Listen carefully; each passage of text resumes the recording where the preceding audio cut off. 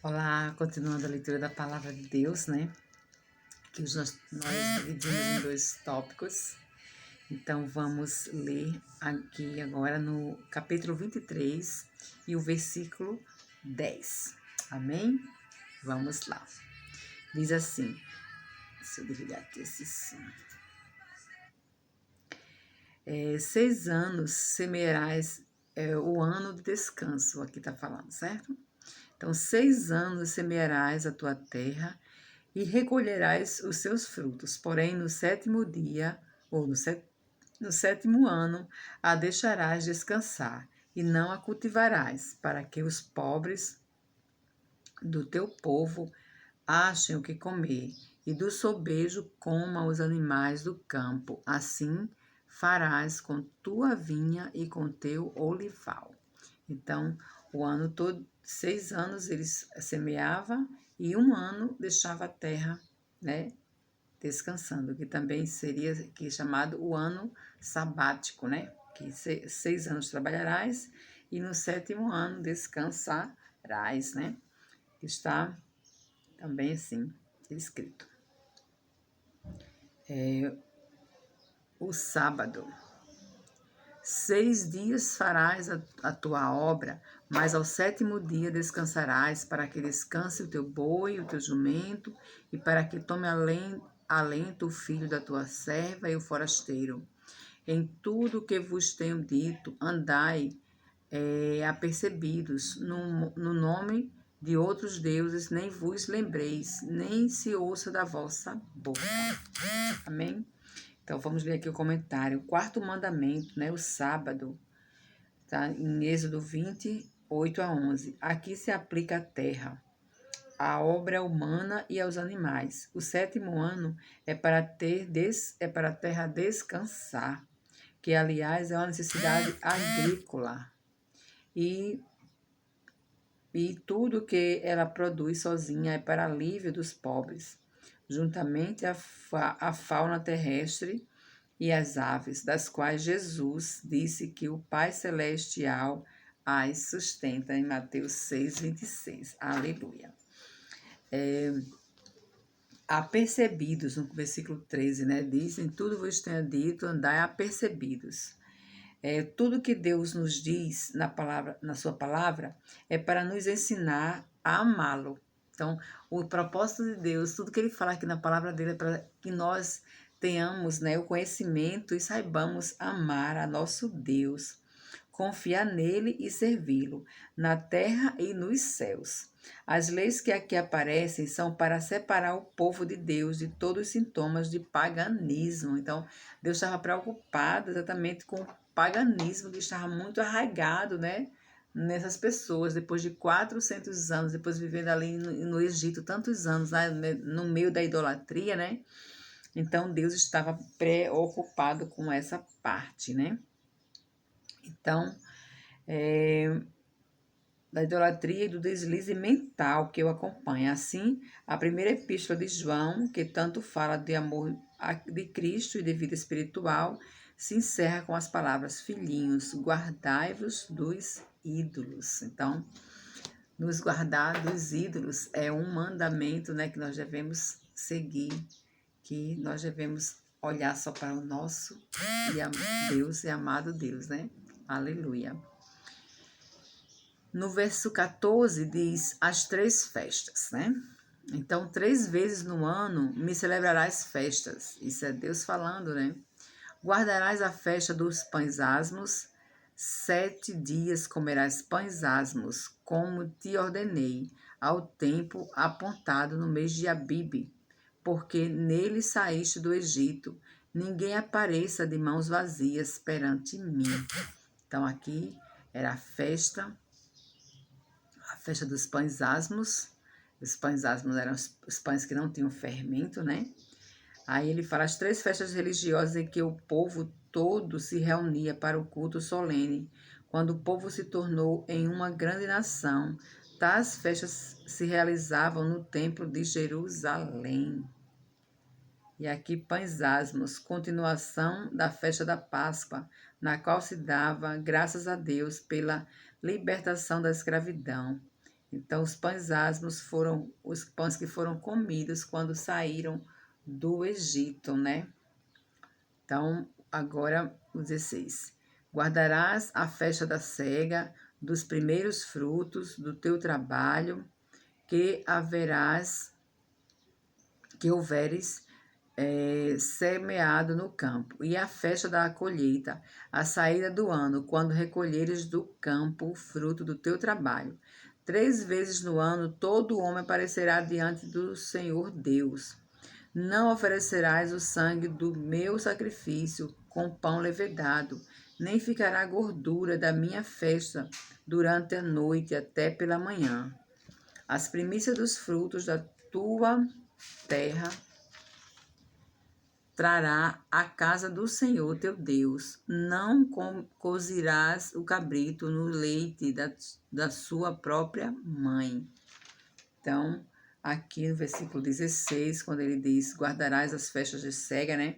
Primeiros frutos e tudo mais, é o Pentecoste, a festa das semanas, assim chamada por conta de 7 semanas ou 50 dias, desde o começo dos produtos da terra até o dia da festa. Pentecostes é a transcrição do numeral grego que significa 50.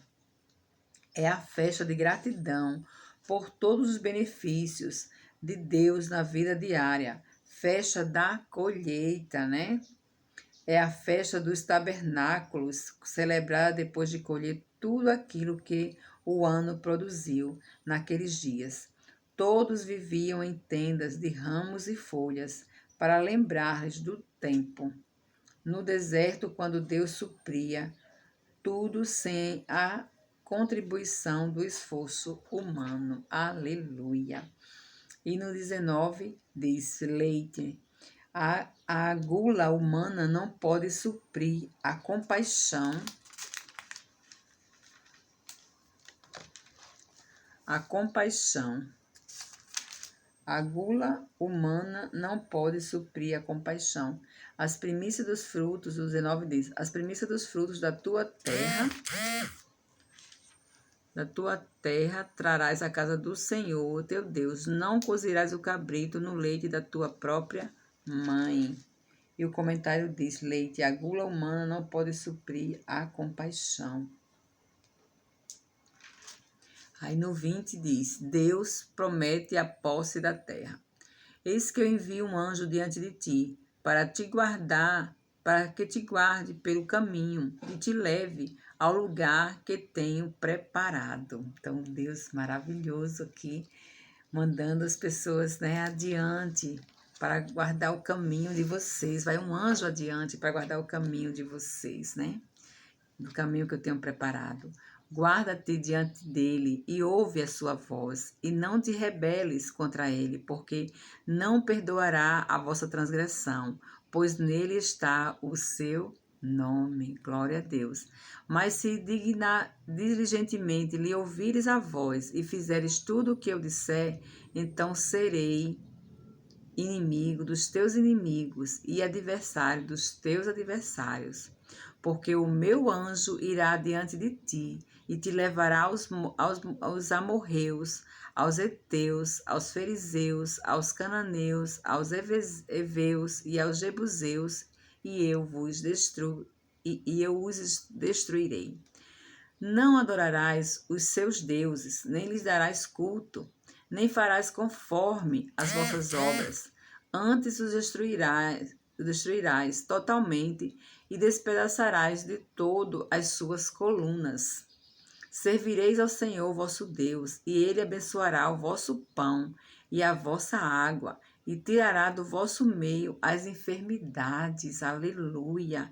Na tua terra não haverá mulher que aborte, nem estéril. Contemplarei o número dos teus dias. Aleluia! Enviarei o meu terror diante de ti, confundindo a todo o povo onde entrares. Farei que todos os teus inimigos te voltem as costas. Também enviareis vespa diante de ti, que lancem os heveus, os cananeus e os heteus diante de ti. Não os lançarei de diante de ti num só ano, para que a terra se não torne uma desolada, e as feras do campo se não multipliquem contra ti. Pouco a pouco os lançarei diante de ti, até que se multipliques e possuas a terra por herança. Porei os teus limites desde o mar vermelho até o mar dos filisteus, e desde o deserto até ao Eufrates. Porque darei nas tuas mãos os moradores da terra, para que os lances de diante de ti. Não farás aliança nenhuma com eles, nem com os seus deuses. Eles não habitarão na terra, para que te não façam pecar contra mim. Se servires aos seus deuses, isso te será cilada. Aleluia, glória a Deus. Vou tomar uma aguinha.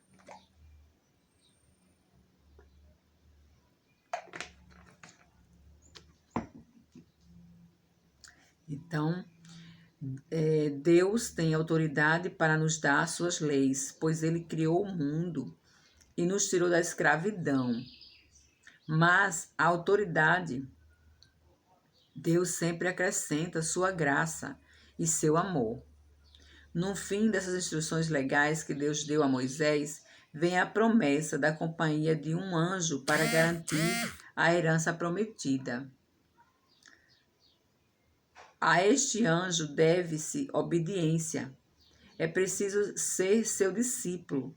E a condição para permanecer nessa bênção é a fidelidade integral a Deus e ao afastamento total da idolatria. Esta relação concede saúde ao homem, coragem sobre-humana, intervenção divina em nossa ajuda e sua providência que faz todas as coisas concorrerem em benefício ao servo de Deus. Tudo proporcionando esta descrição é aplicável àquilo que Jesus Cristo faz para os homens. Se a rocha de água era Cristo, é como mais claro que o anjo de Deus seja também Cristo. Aleluia. Então, Cristo provavelmente estava ali no deserto com as pessoas, né? Quando Deus mandou o anjo. Aqui não é certeza, é só uma cogitação, mas acredito também que pode ser. As enfermidades. O povo de Deus deve orar em favor dos doentes. A paz com Deus lança fora as múltiplas doenças causadas pelos vícios, pela preocupação, pelo ódio e pelo medo. Aleluia, né? Aí ele diz mais aqui, completarei, no verso 26, completarei, na tua terra não haverá mulher que aborte nem estéril, completarei o número dos teus dias, né? Da mesma forma, o ideal para o crente é ir amadurecendo até a velhice, para depois ser colhido como um feixe de trigo a seu tempo. Aleluia, né? Glória a Deus. E mandar vespas, né? Ele fala vespas, ou se refere a formigas naturais que Deus põe à disposição do seu povo, ou pode ser um símbolo do império do Egito, que tinha limitado as forças dos cananitas, mas que justamente naquele ano, estava em declínio, o que significa que o território de Canaã estava sem proteção organizada. E o 29 diz, num só ano, né? Diz, não os lançarei diante de ti num só ano, para que a terra se não torne uma desolação e as feras do campo se não multipliquem contra ti. Então ele fala aqui, seria impossível cultivar uma terra abandonada de uma hora para outra. A luta contra a natureza seria malograda, quer dizer, não teria êxito, né? Então agora vamos começar o capítulo 24. E eu estou muito grata a Deus, porque eu sei que você está assistindo meus vídeos, né? A leitura da palavra de Deus, a minha leitura. Então, assim, dissemina, envia para outras pessoas, porque é muito importante que nós possamos estar lendo a palavra de Deus, né?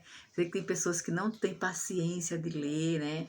Mas é maravilhoso, gente, é muito maravilhoso. Experimenta, experimenta. Se você puder também, enquanto eu estiver lendo, você está lendo comigo, também é maravilhoso. Então vamos lá.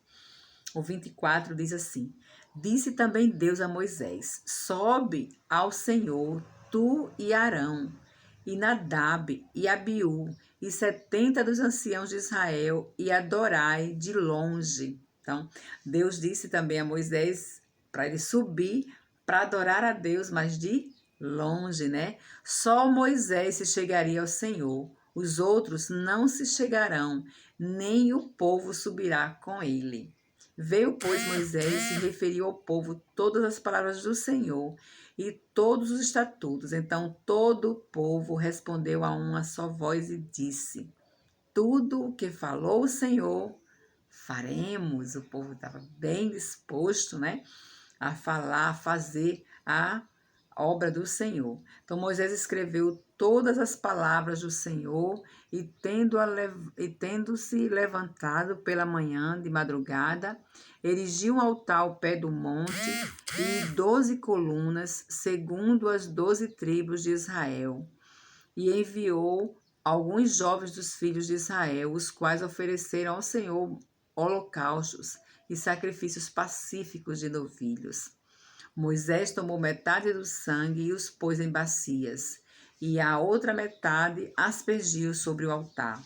E tomou o livro da aliança e o leu ao povo. E eles disseram: Tudo que falou o Senhor, faremos e obedeceremos. Oh, aleluia, glória a Deus. Quisera assim, fôssemos assim, né? Oh, aleluia. Que nós possamos também estar ouvindo a voz do Senhor e também fazer como Ele mandou. Então tomou Moisés aquele sangue e o aspergiu sobre o povo e disse: Eis aqui o sangue da aliança que o Senhor fez convosco a respeito de todas as palavras. E subiram Moisés e Arão e Nadab e Abiú e 70 dos anciãos de Israel e viram o Deus de Israel, sob cujos pés havia como pavimentação de pedra de safira, que se parecia com o céu na sua claridade.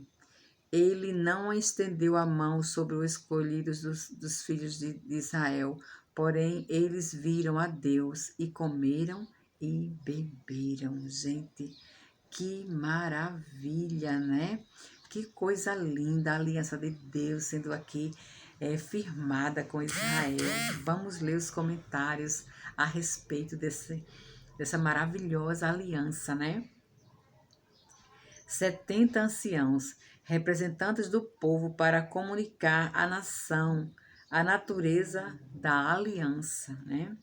Faremos, 23, antes de ouvir os mandamentos e agora depois de compreender a natureza da lei de Deus, o povo promete fazer a sua parte, que é obedecer.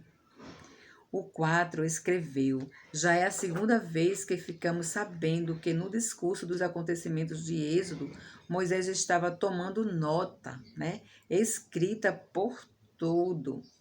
Estes acontecimentos que revelam a maneira de Deus agir e reger entre os homens eram para ser ensinados e relembrados até o fim do mundo, a fim de guiar os homens. Aleluia. Então aqui Moisés estava de novo escrevendo, né? Moisés tinha conhecido já os eu não sei o nomezinho, mas era como escrever lá nos egípcios, lá no Egito. Deixa eu ver se eu encontro aqui.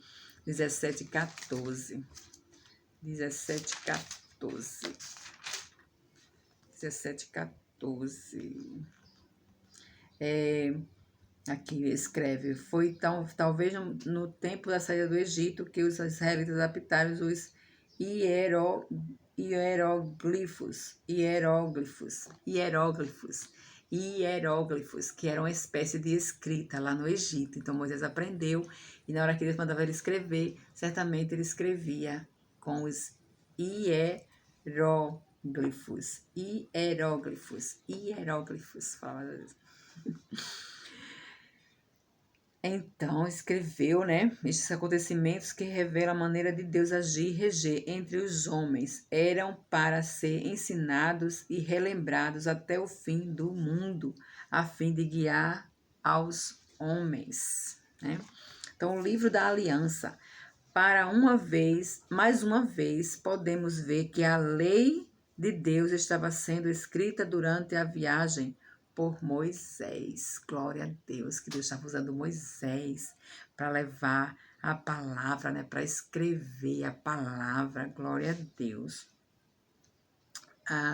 No verso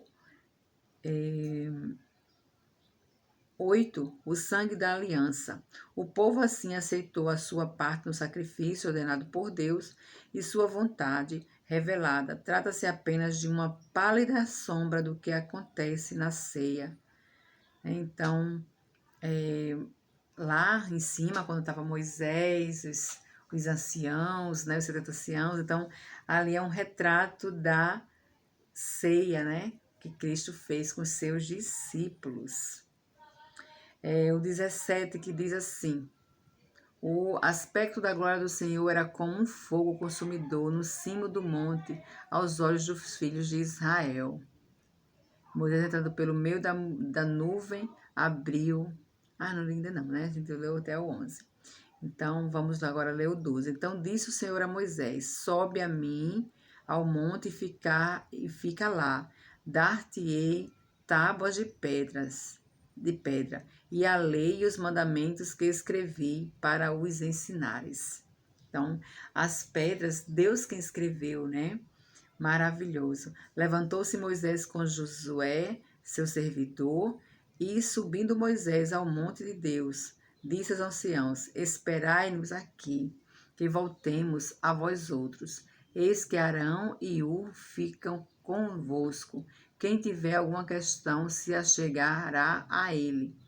Tendo Moisés subido, numa nuvem cobriu o monte, e a glória do Senhor pousou sobre o monte Sinai, e a nuvem o cobriu por 6 dias. No 7º dia, do meio da nuvem, chamou o Senhor a Moisés. O aspecto da glória do Senhor era como um fogo consumidor no cimo do monte, aos olhos dos filhos de Israel. E Moisés, entrando pelo meio da nuvem, subiu ao monte e lá permaneceu 40 dias e 40 noites. Então Moisés entrou pelo meio da nuvem, subiu ao monte e lá permaneceu 40 dias e 40 noites. E vamos ver aqui o comentário desta passagem, né? O aspecto da glória, esta visão nos faz lembrar da transfiguração de Cristo, né? Que está escrito em Lucas 28 a 36. Em ambos os casos, anciãos ou discípulos foram deixados ao pé do monte para cuidar do povo. Então, aqui nós vemos também acontecer a mesma coisa que aconteceu lá em Lucas, né? Na transfiguração de Jesus. Em ambos os casos, era um ponto de partida para novas revelações religiosas. No Êxodo, o conceito de culto e de sacrifícios que preparava o povo para a vinda de Cristo. No Evangelho, o ensinamento de Jesus deveria dar sua própria vida para a salvação do mundo. Lucas 9, 14 e 15.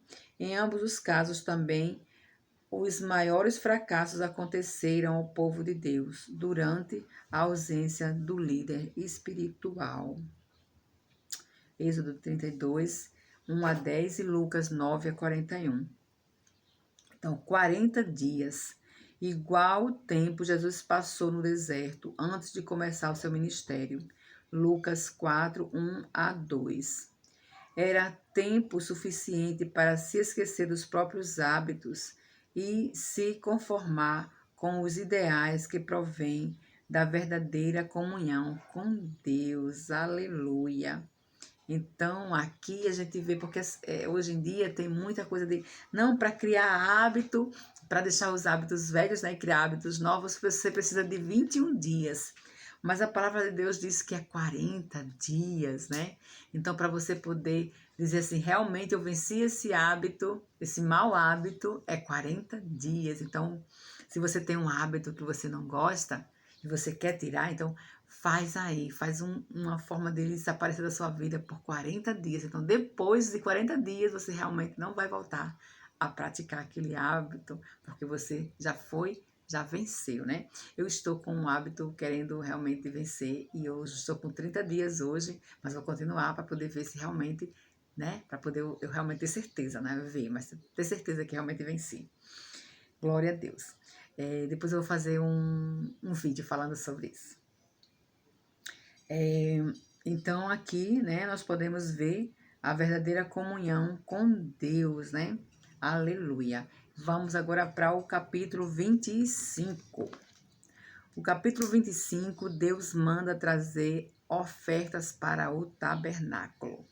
Então, o capítulo 24 termina dizendo que Moisés entrou pelo meio da nuvem, subiu ao monte e lá permaneceu 40 dias e 40 noites. E foi o tempo que Jesus passou no deserto. Paralelo. Por isso que Moisés é um tipo de Cristo, né? Que ele veio para salvar as pessoas do Egito e Cristo veio para nos salvar da perdição eterna. Moisés passou 40 dias debaixo da nuvem e Cristo passou 40 dias no deserto.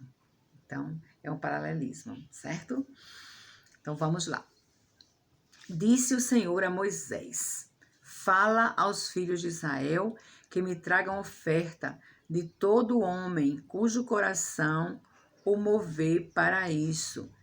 Dele recebereis a minha oferta. Então, oferta é uma parte vital da comunhão com Deus. Está em Romanos 12, 11. Vamos ver o que Romanos 12, 11 está dizendo para os nossos corações. Romanos 12, 11. Só um pouquinho. Romanos 12, 11.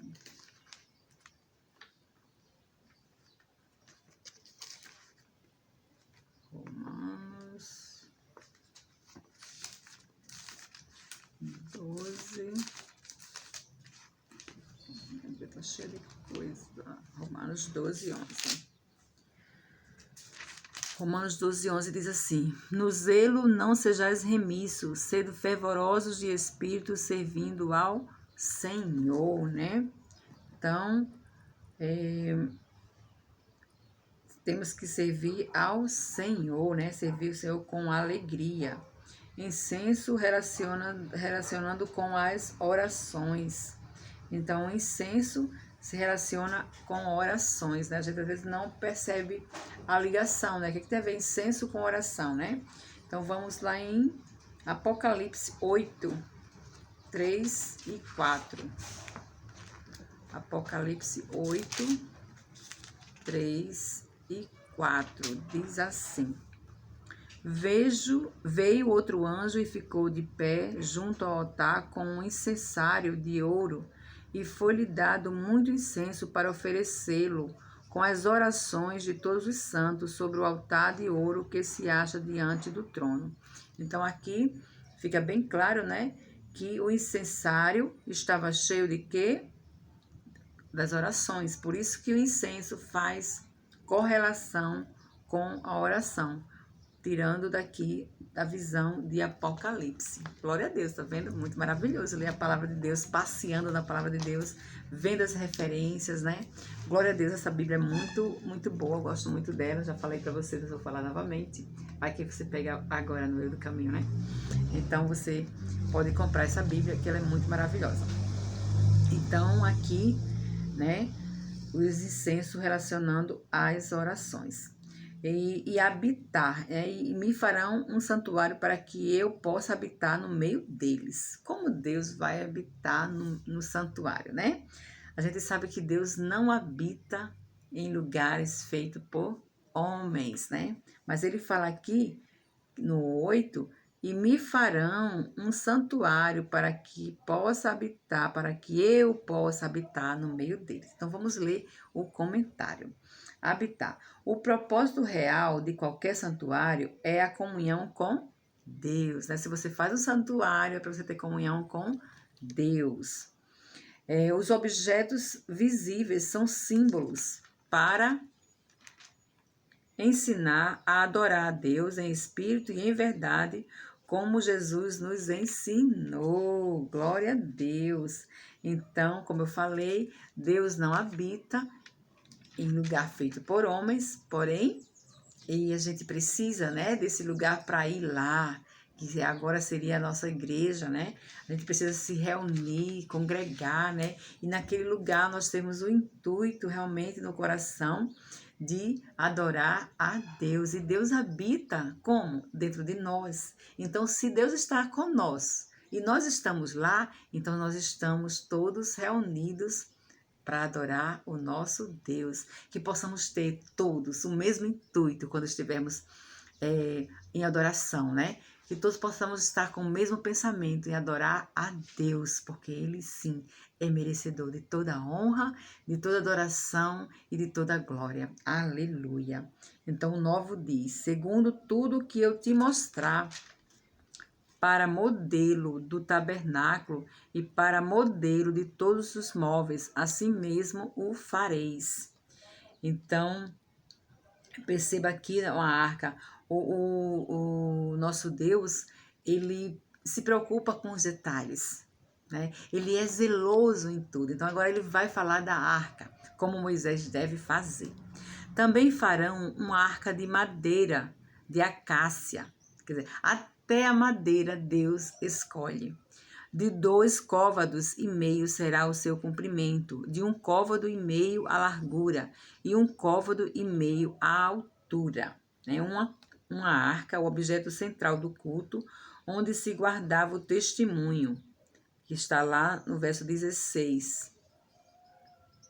E porás na arca o testemunho que eu te darei. Né? Vai dar ainda, Deus ainda vai dar o testemunho. O texto dos 10 mandamentos que o povo aceitou, formando assim a aliança com Deus. Então, a arca era o lugar que ia ser guardado as coisas, né? Então, vamos continuar. De ouro, o versículo 11, de ouro puro a cobrirás por dentro e por fora a cobrirás e farás sobre ela uma bordadura de ouro ao redor. Então, ela ficou muito linda, né? Fundirás para ela 4 argolas de ouro e as porás nos 4 cantos da arca, 2 argolas no lado dela e 2 argolas no outro lado. Farás também varais de madeira de acácia e os cobrirás de ouro. Meterás os varais nas argolas aos lados da arca para se levar por meio delas a arca. Os varais ficarão nas argolas da arca e não se retirará dela. E porás na arca o testemunho que eu te darei. Aleluia. Então, argolas para carregar a arca com varais. E Deus, né, ele mostra aqui que a gente deve obedecer, né, em primeiro lugar a Deus. E Moisés realmente foi e fez como Deus mandou. E também aqui a gente pode ver que as pessoas lá tinham muito ouro, né? Que Deus estava mandando usar esses ouros para cobrir a arca, para cobrir os varais. Era muito ouro. E a gente lembra de que lá quando o pessoal estava saindo do Egito, Deus mandou pedir às pessoas, aos vizinhos, né? Pedir ouro, pedir prata, tudo que eles pudessem dar. Então, assim, os vizinhos foram muito generosos e deram, né? Deus usando o coração daquelas pessoas para darem o ouro. E aqui o ouro já começa a ser utilizado, né? Para a arca que o Senhor estava mandando fazer. Agora vem o propiciatório. Farás também um propiciatório de ouro. De ouro o quê? Puro. De 2 côvados e meio será o seu comprimento, e a largura de 1 côvado e meio. Farás 2 querubins de ouro batido os farás, nas 2 extremidades do propiciatório. Um querubim na extremidade de uma parte e o outro na extremidade da outra parte. De uma só peça com o propiciatório fareis os querubins, nas 2 extremidades dele. Os querubins estenderão as asas por cima, cobrindo com elas o propiciatório. Estarão eles de faces voltadas para a outra, olhando para o propiciatório. Porás o propiciatório em cima da arca, e dentro dela porás o testemunho que eu te darei. Ali virei a ti, e de cima do propiciatório, do meio dos dois querubins que estão sobre a arca do testemunho, falarei contigo acerca de tudo o que eu te ordenar para os filhos de Israel. Amém? Então vamos ler os comentários agora. Propiciatório. O que é propiciatório? O lugar de perdão de Deus, que aponta para Cristo, né? Então, Cristo é o propiciatório, né? Que ele tira o pecado, né? Ele perdoa. Está em Romanos 3:25. Romanos 3:25. Romanos 3:25. Romanos 3:25. Romanos 3:25 diz assim: a quem Deus propôs no seu sangue como propiciação, mediante a fé, para manifestar a sua justiça por Deus na sua tolerância, deixando impunes os pecados anteriormente cometidos, né? Então, Deus tomou como propiciação o sangue de Jesus. Então, Cristo é o nosso propiciatório, né? Através dele, nós recebemos o perdão, glória a Deus. Os querubins parece ser um tipo de anjos, né? O autor aqui do comentário diz, parece ser um tipo de anjos, sempre associados à revelação da glória de Deus. Não é um caso de idolatria, certo? Pois eram guardados no Santo dos Santos, onde ninguém podia entrar, a não ser o sumo sacerdote e uma só vez por ano. Então, aqui está deixando claro que quando Deus mandou fazer os querubins, os anjos, não era para ser idolatrado, não era para ser adorado, né? Porque Deus mesmo disse que não terás outros deuses diante de mim, entendeu? Vou lá, uma linha. Então, não terás outros deuses diante de mim. Então, Deus não fez os querubins para serem também adorados, era para ficar guardado lá no Santíssimo, né? No Santo dos Santos, onde o sacerdote entrava só uma vez por ano. Então, agora vamos à mesa, né? O versículo 23 fala sobre a mesa. Também farás a mesa de madeira, de acácia. Terá o comprimento de 2 côvados, a largura de 1 côvado e a altura de 1 côvado e meio, de ouro puro, e cobrirás e lhes farás uma bordadura de ouro ao redor. Também lhe farás moldura ao redor da largura de 4 dedos, e lhe farás uma bordadura de ouro ao redor da moldura. Também lhe farás 4 argolas de ouro, e porás as argolas nos 4 cantos que estão nos seus 4 pés. Portanto, perto da moldura estarão as argolas como lugares para os varais, para se levar à mesa. Fará, pois, estes varais de madeira de acácia, e os cobrirás de ouro, por meio deles se levará à mesa. Também farás os seus pratos e os seus recipientes para incenso, e as suas galhetas e as suas taças em que se hão de oferecer libações de ouro puro, as farás. Porás sobre a mesa os pães da propiciação diante de mim perpetuamente. Então, aqui ele está falando sobre a mesa, né? A mesa era para os pães, certo? Porás sobre a mesa os pães da propiciação diante de mim perpetuamente. E simboliza a mesa de Cristo, na qual participamos do pão da vida, sua carne e sua palavra. Então, sempre tem um paralelo, né? Sempre está um ao lado do outro, Cristo e todo o ensinamento da palavra de Deus. Cristo está em toda a palavra de Deus. A gente pode ver o paralelismo aqui acontecendo, né? Então, pães. Depois de comer o maná no deserto, os israelitas não podiam duvidar que Deus dá o pão de cada dia. Estes pães eram uma lembrança disto e uma espécie de oração para que Deus continue suprindo o pão necessário de cada dia, conforme Mateus 6,11. Vamos ler Mateus 6,11. Mateus 6, capítulo 11, diz: O pão nosso de cada dia dai-nos hoje. Glória a Deus, né?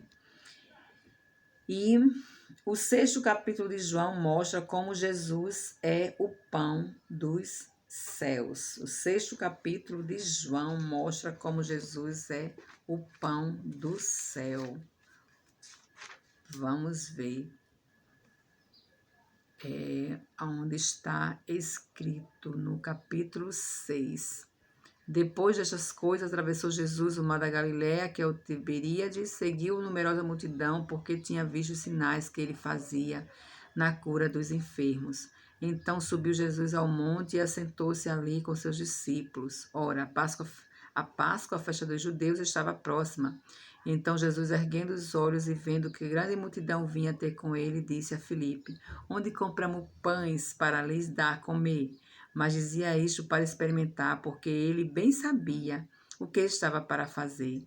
Respondeu-lhe Filipe: Não lhes bastariam 200 denários de pão para receber cada um seu pedaço. E um de seus discípulos, chamado André, irmão de Simão Pedro, informou a Jesus: Está aí um rapaz que tem 5 pães de cevada e 2 peixinhos, mas isto é para tanta gente, que é para tanta gente. O que é isso para tanta gente? Ainda é bem pouquinho, 5 pães e 2 peixinhos. Disse Jesus: Fazei o povo assentar-se, pois havia naquele lugar muita relva. Assentaram-se, pois, os homens em números de quase 5.000. Então Jesus tomou os pães e, tendo dado graças, distribuiu entre eles e também igualmente os peixes, quanto queriam. E quando já estavam fartos, disse Jesus aos seus discípulos: Recolhei os pedaços que sobraram, para que nada se perca. Assim, pois, os fizeram e encheram 12 cestos de pedaços de pães de cevada que sobraram aos que haviam comido. Vendo, pois, os homens o sinal que Jesus fizera, disseram: Este é verdadeiramente o profeta que devia vir ao mundo. Aleluia! Com o intuito de arrebatá-lo para proclamarem rei, retirou-se novamente sozinho para o monte. Então Jesus aqui fez a multiplicação dos pães, né? Então Jesus, ele é o pão que desceu do céu. Aleluia! Glória a Deus, né? No versículo 31 começa o candelabro, mas amanhã nós vamos ler essa parte, ok? Então, essa parte do 31 fica para amanhã. Então, Deus nos abençoe, Deus nos guarde e nos ilumine, né? Para que nós possamos entender a palavra de Deus, entender como Ele é maravilhoso quando faz a sua palavra, tendo entrelaçados, né? Sendo entrelaçadas entre si. Você lê o velho, você lê o novo e vai entrelaçando. Isso é magnífico, magnífico. Se você não teve essa experiência ainda de ler a palavra de Deus, eu recomendo que você leia a palavra de Deus e se regozije na presença do Senhor. Vamos orar. Amado Deus, querido Pai, obrigada, Senhor Deus, pela leitura da Tua palavra, por mais um dia, Senhor Deus, que o Senhor nos concede, Senhor Deus, ler a Tua palavra tão rica, tão grande, Senhor Deus, em poder, que nossas vidas possam estar, Senhor Deus, dispostas a entender a Tua palavra, a ler a Tua palavra, a conhecer o que o Senhor tem para nós. O Senhor coloque em nossos corações, Pai, o desejo de estar na Tua presença continuamente, Pai querido. Santificado seja o Teu nome em toda a terra, Senhor Deus. Em nome de Jesus, abençoa-nos e nos guarda. Amém. Amém. Um abraço a todos e até amanhã, se Deus quiser.